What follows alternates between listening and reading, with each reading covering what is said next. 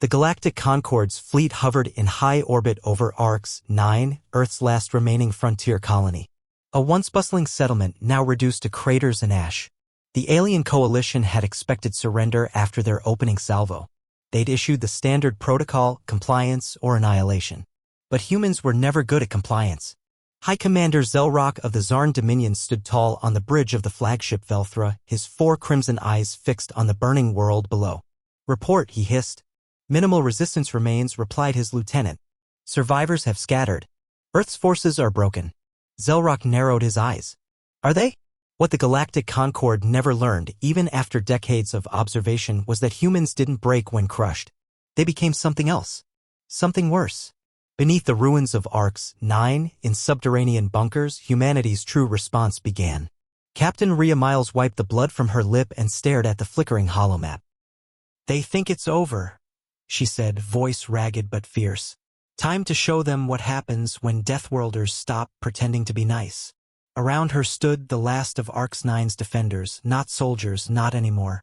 Scientists, miners, former peacekeepers, and one AI-powered dog named Bishop. Survivors hardened by loss, bonded by vengeance. "Activate Project Blackthorn," Rhea ordered. The room went silent. "You're serious?" whispered Dr. Conrad, eyes wide. "Blackthorn was never meant to be used unless humanity was pushed to extinction," she said coldly. "That's exactly what's happening. They activated it." Project Blackthorn wasn't a weapon in the conventional sense. It was a transformation protocol, genetic, neural, and psychological enhancements combined. Designed in secret after the Jovian War, it had been shelved because it made humans unstable. Too fast, too strong, too angry. It made them true Deathworlders. Rhea stepped into the chamber without hesitation. She knew what it meant. She'd never sleep the same again. Her dreams would burn, but she'd burn brighter than any enemy dared imagine. When the chamber opened, Rhea Miles wasn't just human anymore. Her eyes glowed with pale amber light. Her muscles rippled with barely controlled fury. She felt every heartbeat within 100 meters. She could smell fear through sealed armor. And outside, the aliens were about to learn what real fear tasted like. 3 days later, the Velthra went silent. Its black box recording, later retrieved, contained only one transmission before the feed cut out. She moved like a shadow.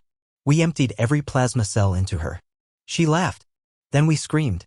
Then silence. Entire squadrons began disappearing.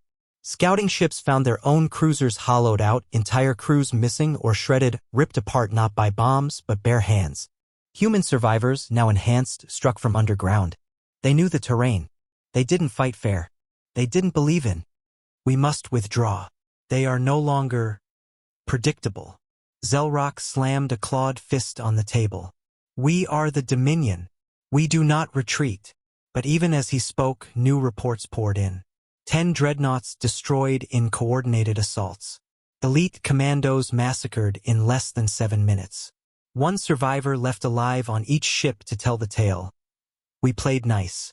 You didn't listen. Now we become what you feared." Back on Earth, the signal went out.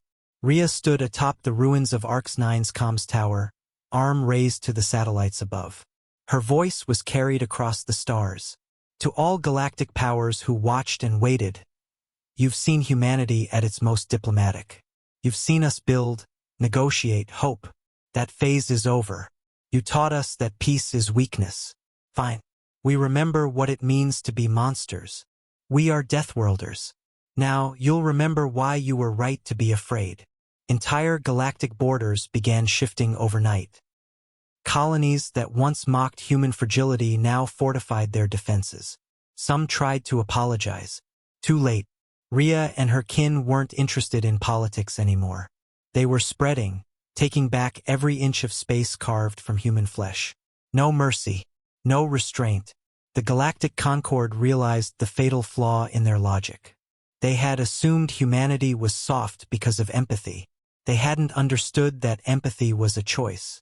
And now the choice was off the table.